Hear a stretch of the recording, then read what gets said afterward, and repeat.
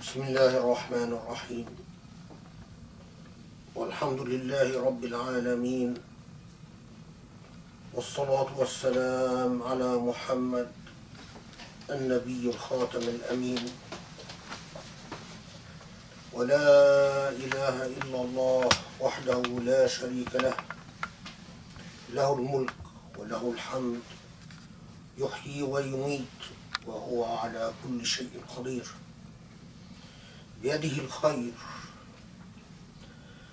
أستغفرك ربي وأتوب إليك إنك أنت التواب الرحيم ولا إله إلا الله ولا حول ولا قوة إلا بالله من يهدي الله فهو المهتد ومن يضلله فلن تجد له وليا مرشدا. We start in the name of Allah, the most gracious, the most merciful, and we beg Allah for guidance, forgiveness, and for illumination, and we call upon the Divine to bless the Prophet Muhammad ﷺ and his family and his progeny and his companions and his followers and all those who sought the guidance of our Prophet ﷺ. I start this khutbah with a necessary explanation. It is not unusual for Jum'a to be held in the Usuli Institute, but I take this opportunity to address the issue of Jum'a in itself, inshallah, in many Jum'ahs to come. Allah subhanahu wa ta'ala, God the most gracious, the most merciful, has called upon Muslims, يا أيها الذين آمنوا إذا نودي للصلاة من يوم الجمعة فاسعوا إلى ذكر الله. Called upon believers to answer the call of Salah and Jum'ah, and to respond to this call by engaging in the act of dhikr, remembrance of Allah. Now, of course, the revelation of this verse in Surah Jum'a came at the context in which the Prophet ﷺ was alive, and there was an already ongoing practice of the Prophet holding Jum'ah regularly within the Muslim community. And the call was to underscore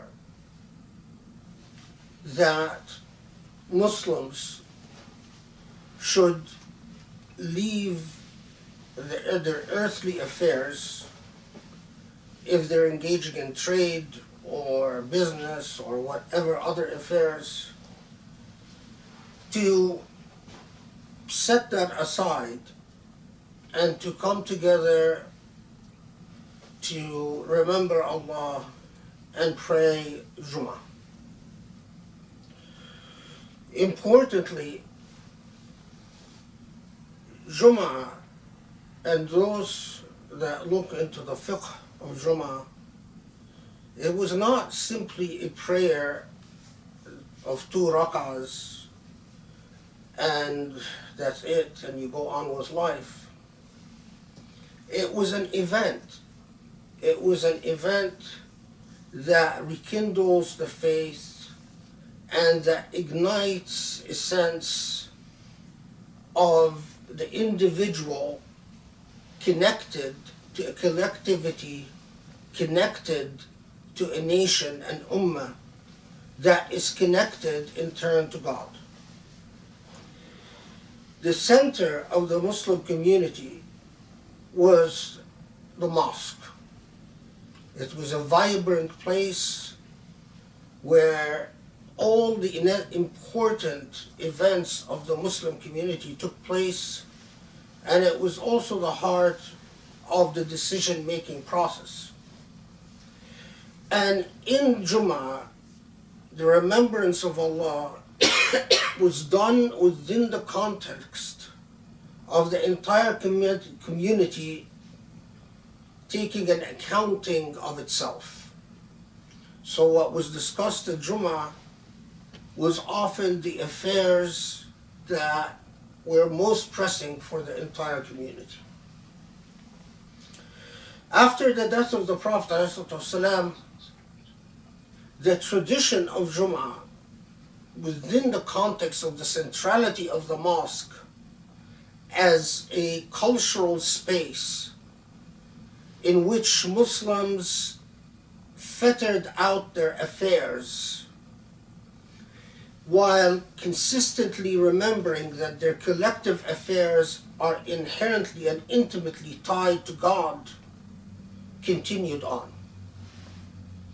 However, by the end of the Khilafah and the rise of the very first Muslim dynasty, as happens in all authoritarian states,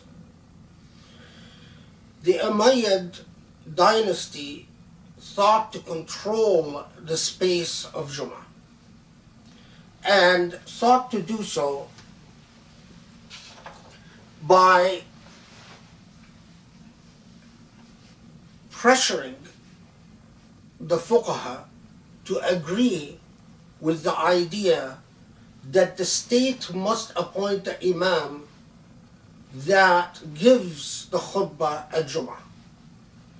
And in doing so, the state wanted to control that public space. We can talk at great length about this history, but what arose was a consistent process of back and forth between the state trying to control the Jum'ahs, and not just the Jum'ah, but particularly the khutbah during Jum'ah and the dua. So for instance, the Umayyads and the Abbasids, the early Abbasids, and it even continued on with the Mamluks, for instance, in Egypt, and even the Ayyubiyin and later on in Syria and Egypt, where the state would demand that during Jum'ah, a dua would be made for the ruler. That may Allah bless the ruler, may Allah protect the ruler, and so on. But at the same time, there was acts of intense resistance to that. An attempt, and a consistent attempt, to reclaim Jum'ah as belonging to the community and not the state. How was that worked out? Well, it was worked out by attempting to control who counts as the most qualified to lead Jum'ah. Is it the person that the state says? Or is it the person that the judicial and jurisprudential institutions say are qualified? Now, if we jump forward a little bit, in the modern age, we all know how the story proceeds. Colonialism comes in. The first thing that colonial powers do, whether French, American, Dutch, British, obviously American comes later, is to control the Jum'ahs and the khutbahs during Jum'ah, and to weaken the space, to weaken the private institutions that educated jurists and that qualified and certified jurists. After colonialism ended, in much of the Muslim world,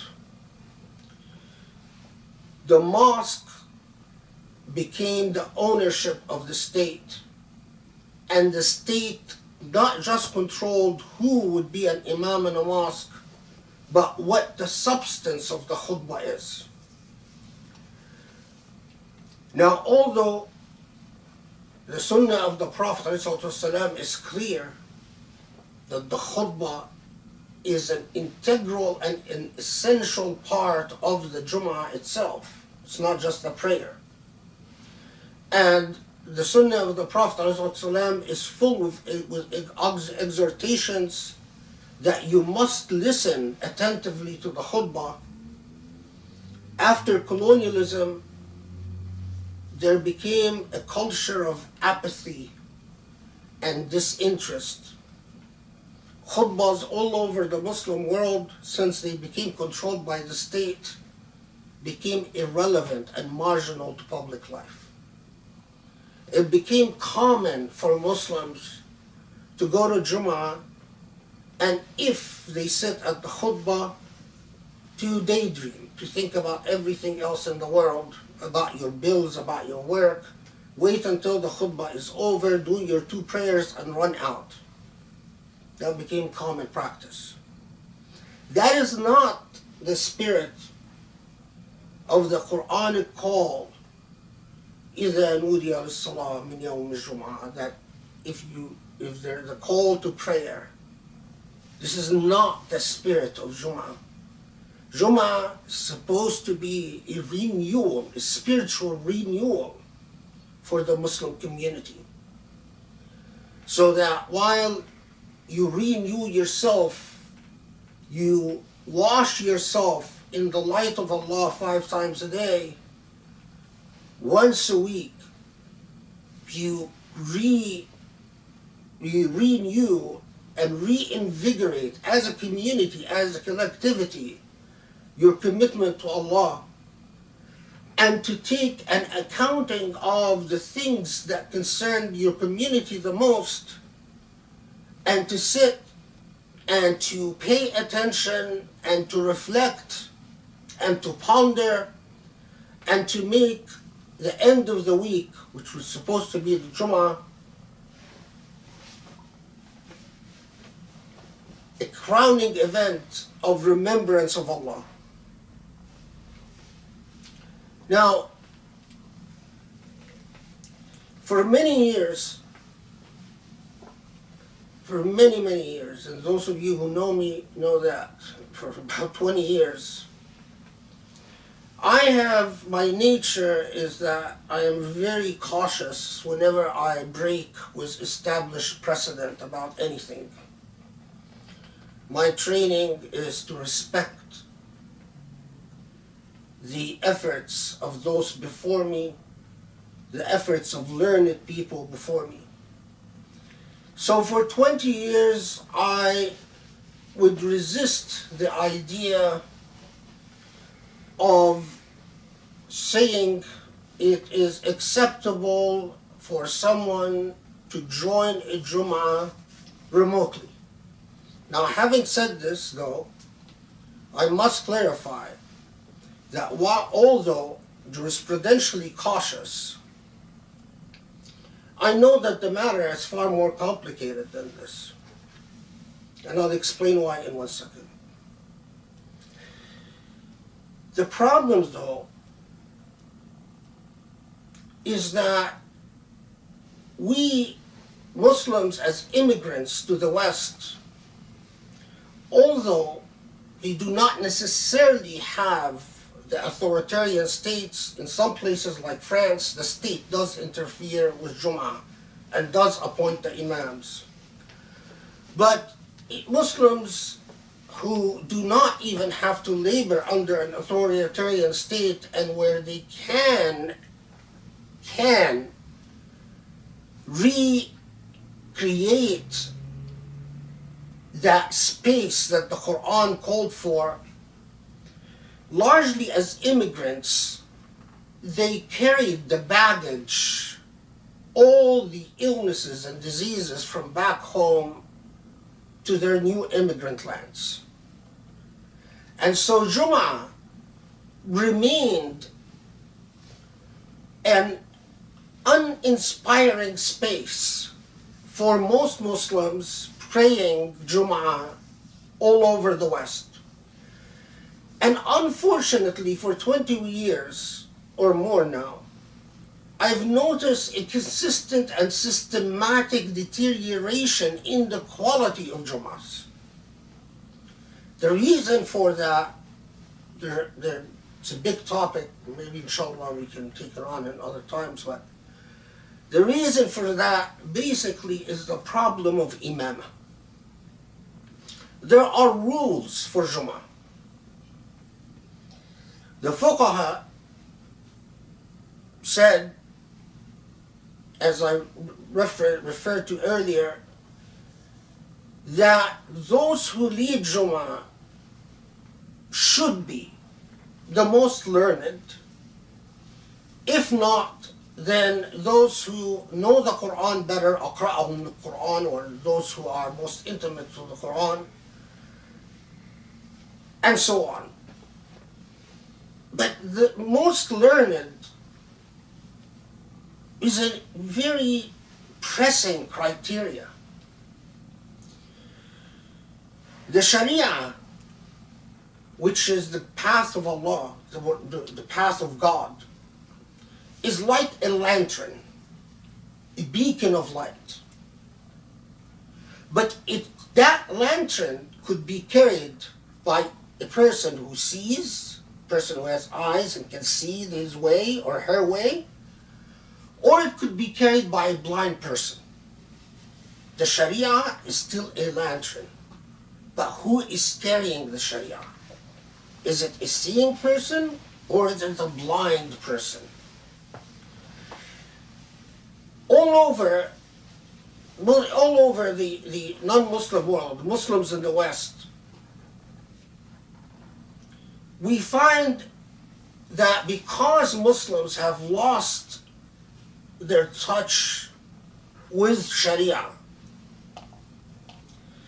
they think that an imam, even if they care about the most learned, that an imam is a person who has the most Quran memorized or hadith memorized, and they ignore the fact that a faqih is not just someone that knows the Quran and Sunnah, but someone who is immersed in modern epistemology. In other words, what made the fuqaha in the past, and I've talked about this many times in the past, what made the fuqaha in the past wasn't that they mastered just the raw material of law. Jurisprudence is to master the application of law, and that takes a great deal of learning and a great deal of wisdom. But because the educational system for fuqaha deteriorated in the modern world, it became very difficult to train a faqih in the modern world. They might have a lot of Quran and hadith memorized, but they are not trained in thinking, in reason. They are not trained in causality. They're not trained in basic ideas of obligation, duty, and responsibility. And most important of all, they're not trained in ethics. So they do not produce ethical law. It's like the blind man carrying the lantern. You go nowhere. You're blind. So what I witnessed over these 20 years is many people becoming very frustrated by the Jum'ahs in their local mosque. Many mosques just rotate khatibs with no specific criteria other than the fact that they know someone in the community. Not the most knowledgeable, not the most trained. No criteria other than you have the right connections. Or you have a lot of Quran memorized, like a tape recorder. As a result, the quality of khutbahs often became alienating for many Muslims all over. And for those Muslims, many stopped going to Jum'ah. Or they attend Jum'ah and they sit during the khutbah zoned out, absolutely listening to nothing going on, because there's nothing really to listen to. And then they do their prayers and leave. It is not an event that the Usuli Institute would have a Jum'ah. That we've done before. And the fuqaha disagree about how many people do you need for Jum'ah. Some said 5, some said 7, some said 20, some said more.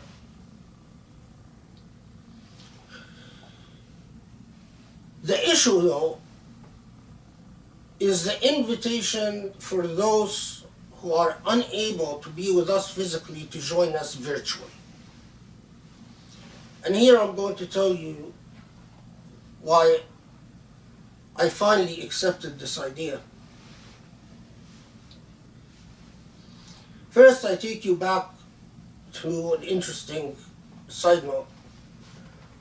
Although the Quran says, Ya ayyuha alladhina amanu, all believers, when you hear the call of Jum'ah, go. Because of patriarchy and because of sexism, the vast majority of fuqaha said that only men are obligated to go to Jum'ah, women don't have to. And in fact, in many parts of the Muslim world, most women don't go to Jum'ah. Although that clearly contradicts the Quranic literal text. And although it also contradicts the practice of the early Muslims at the time of the Prophet ﷺ, where most women went to Jum'ah. And we have cumulative reports about that. So, I remember when I was young, in Kuwait particularly, when women would complain that there is no space available for them in mosques to go to Jum'ah, there were several fatwa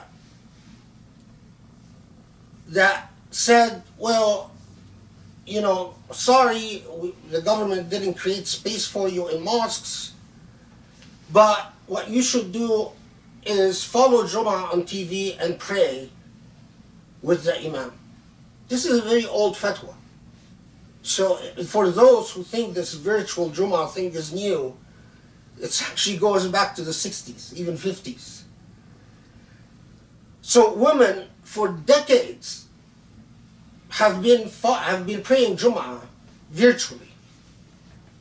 And what is good for women is good for me. What is good for women is good for me. Do not tell me, well, that's okay for women, but not for a man. We should grow up and stop thinking in this backwards and unacceptable and immoral way. For those, there are many people who have written, who are ill, cannot go to Jum'ah, many women who cannot go to Jum'ah for one reason or another, or are alienated from mosques because when they go they feel unwelcome and so on. There are many people who simply will not go to Jum'ah, to their local mosque, for the simple fact that they know enough. Not just do they find the khutbah alienating, but there are many schools of thought that say if the imam giving the khutbah and leading prayer is not the most knowledgeable, then the Jum'ah itself is invalid. Personally, I have a problem with that, because if I go to Jum'ah, and that has happened to me several times, and it becomes clear that the imam is far from qualified, I have a serious question whether my Jum'ah is valid. And so I would pray the Jum'a with everyone, and then I would pray Dhuhr afterwards.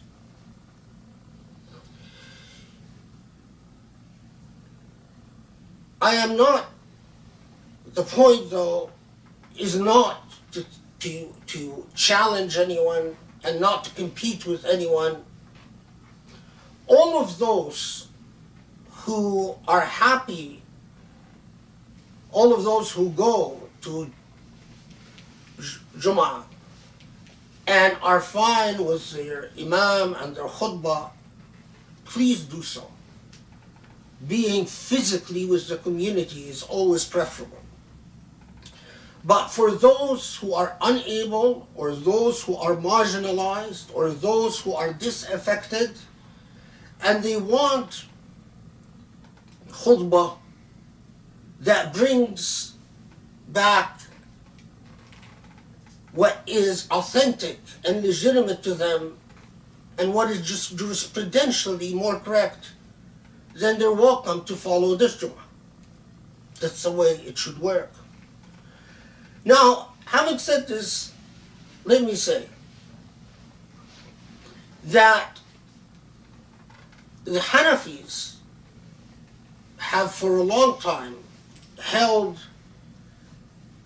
that houses surrounding a mosque, مع وجود الحائل, although there might be a wall separating between the mosque and the house, the occupants of the house may follow Jum'ah prayer in their house, behind the wall, as long as they can correctly follow the imam. In other words, as long as there's a way for them to know whether the imam is doing sujood or ruku or whatever.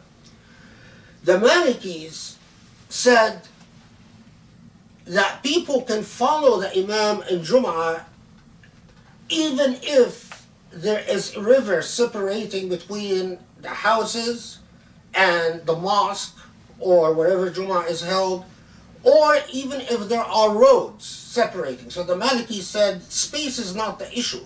The issue is correctly following the imam.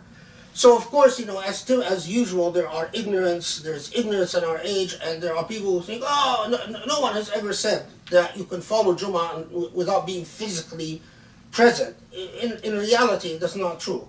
The Hanafis have talked about this for a long time. The Malikis have talked about this for a long time. Ironically, the most conservative of the bunch on this issue are the Shafi'is, and I am a Shafi'i. But I break with my school on this point. Because the point is not the correctness of the physical space, but the correctness of the act of remembrance of Allah in its totality. In other words, the khutbah and the prayer. And if you are able to follow that, then your Jum'ah is valid. And the irony is, modern technology, which sadly didn't come from Muslim lands, just a side note, but it should have. The irony is modern technology enables us to do what the Malikis rather very progressively imagined well before their time, that it would be possible to follow the imam even though you're physically not there. Frankly, I'm amazed at these jurists, because how did they must have been some actual living examples that enabled them to imagine this somehow. Anyway, Islamic jurists, because the days when they were truly properly trained, exhibited a lot of impressive analytical thinking. Islamic jurists in our age, because they're not properly trained, exhibit often no thinking, leave alone analytical thinking. But nevertheless, the issue, the substance, is that you can listen to the khutbah and you can correctly see what the imam is doing, whether it's ruku or sujood, taslim, which you can of course do virtually as well as physically. And I underscore and emphasize, we compete with no one, we undermine no one. So those who are happy with their jamaa, their imama, by all means, that's what you should do, and that's preferred. But for those who know that they will listen to nothing in the khutbah and go and daydream about their bills or about their work, be utterly impatient for the khutbah to be over, and then pray their 2 rak'ahs and run, so there's no dhikrillah, there's no remembrance, then you must find an alternative. And if this is an alternative, then be it. وَدْعُوا اللَّهَ يَسْتَجِبْ لَكُمْ. بسم الله الرحمن الرحيم. الحمد لله رب العالمين، والصلاة والسلام على محمد النبي الخاتم الأمين وعلى آله وأصحابه ومن تبعه بإحسان إلى يوم الدين.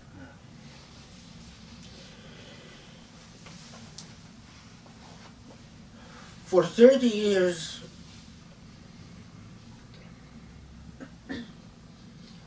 I have, and I really pray that my experience is not representative, but sadly I know it is.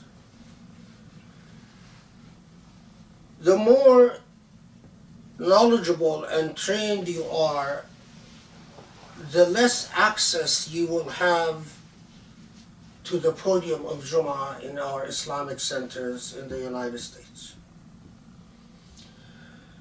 Alhamdulillah, currently, once every month or 2 months, I give a khutbah at the Islamic Center of Southern California, and I will continue doing so as long as they have me. But I cannot, and Muslims must learn, there's nothing valued by Allah more than honesty. And Muslims must learn to be honest when they talk. There is a problem when the more educated and trained and knowledgeable you are, the more you threaten people who don't want you to stand at the podium and give a khutbah, and limit the amount of time. And vast majority of them have very rich professional lives. They're doctors, they're engineers, they're businessmen, but they don't want someone to compete with their extracurricular activity. This is why, although Allah knows that this was not, it's not something I covet to, but this is why I've finally acceded to all the demands and the emails and the requests that I would have a regular khutbah in addition to the khutbah, of course, of the Islamic Center of Southern California. And my hope, my prayer is to bring solace to those who currently do not find solace and guidance in the Jum'ahs of the various places that they're in. Inshallah, a Jum'ah should leave you always with something that hearkens the remembrance of Allah in your heart. And I want to leave you with this. The Prophet ﷺ, in a hadith that is not heard in the modern age that many times,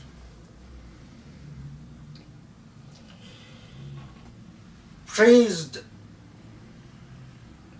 al-mutanazzihun. He was asked, what are al-mutanazzihun? What does that mean? What does it refer to? The Prophet ﷺ said, al-mufraduna bi-dhikrillah. Those who are in consistent remembrance of Allah.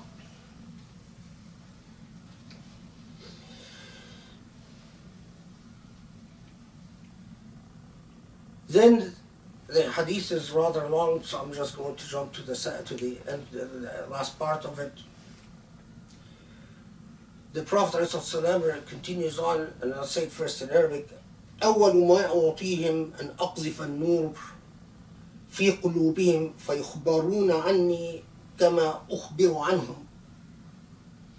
So those المتنزهون who are alighted with the dhikr of Allah, that the first thing that when Allah does is to put light into your heart. Nur. Qasf al-nur. Put light into your heart. And when that light ignites in your heart, you will know about Allah as Allah knows about you. Allah nuru samawati wal ard. Allah is the light of the heavens and the earth. The heavens and the earth otherwise are dark matter, antimatter, all types of things that have an effect upon weak gravitational effect upon light. The only affirmative beauty there is light of Allah. And if you become among the mutanazzihun, where the remembrance of Allah is a consistent part of your existence, Allah ignites light in your heart, so you will have a knowledge of Allah as Allah has the knowledge of you. Can you imagine a more intimate and beautiful relationship? Isn't that something to aspire for? Isn't that something that can make all your troubles just be washed away? If your goal is Allah, please put that light in my heart. Give me glimpses of your majesty and beauty. Let me know you as you know me. What more can possibly a human being want? Ask yourself in every step, do I reflect light? Everywhere I go, everything I do I exhibit the light of the divine, or do I exhibit darkness or nothingness, or boredom, or paleness, or simply staleness? What do I exhibit? If you have the light of Allah in you, you'll exhibit the light of Allah. And the light of Allah does not make people sad, does not make people hurt, does not make people suffer, does not imprison people, does not torture people, does not make people cry in despair. The light of Allah makes people happy. And so if you have that light and you reflect that light, that will be your state and your affair. I leave you with this message. اللهم اجعل لي نورا اللهم اجعل من فوقي نورا ومن تحتي نورا ومن حولي نورا اللهم اغفر لي وللمؤمنين واعف عنا إنك الرحمن الرحيم اللهم أنت العفو تحب العفو فاعف عنا واهدنا واصلح حالنا يا رب العالمين. Allah, we bid you and beseech you, grant us your divine light. Grant us your divine light, make it within our hearts, around us, and make us light. Allah, give us the guidance of your divine insight. and the straight path. Allah, give us your grace and salvage us from our errors and the mistakes of our ways. Wa aqim as-salah.